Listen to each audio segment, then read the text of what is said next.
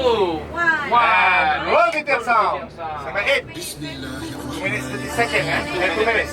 Assalamualaikum warahmatullahi 2 minutes, 2 wabarakatuh. minutes. Tiga jejak. Okey? Ini ada gambar logo dalam. Okey. Hampir. Okey, sini dah. Tiga. Baik. Uish, nervous je. Tengok plan takut nervous. Ha? Tak apa-apa ni. Ais double chocolate latte. 3 hari dah aku kat sini daripada 25 lah. Daripada barang belum masuk lagi. Daripada hall kosong lagi ni. Hall kosong ada. Tak ada apa lah dalam tu, sampailah naik sekarang ni. Naik sikit-sikit Tapi mula masuk trust. pressure tak rasa awak masa kat sini? Pressure lah. Tunggu Pressure barang naik memang. daripada tak ada apa.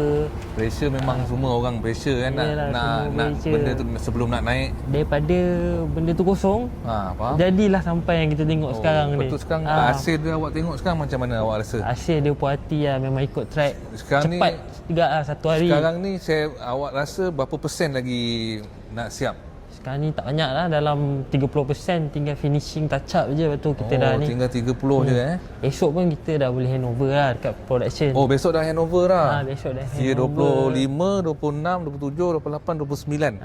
29 handover. Memang 29, faster lah. 30, 31. 2 hari. 29 kita dah. Cabaran dia, challenge dia yang paling challenge lah. Untuk tahun ni kita nak naikkan trust tu sangkut dengan chandelier atas tu. Faham. Sebab ukuran trust kita naik trust maksimum sangkut dengan chandelier tu.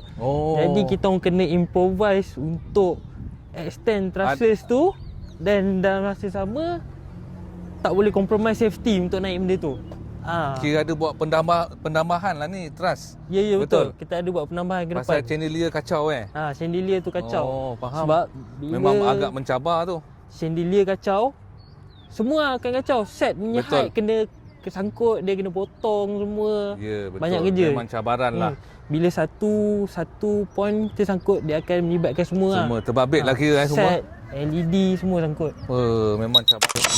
Lampu semua tu okey Semua okey, cuma kita nak buat kerja tu, kita nak kena bagi dia orang lepas dulu. Ya. Saya nak sediakan dulu kejap. Dalam pukul 9 lebih lagi saya start dah. Tak, dia orang sebenarnya dia nak siapkan benda ni dulu.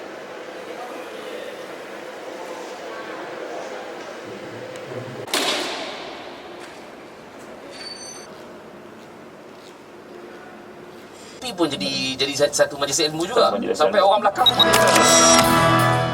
Untuk monitor music roll pada naik.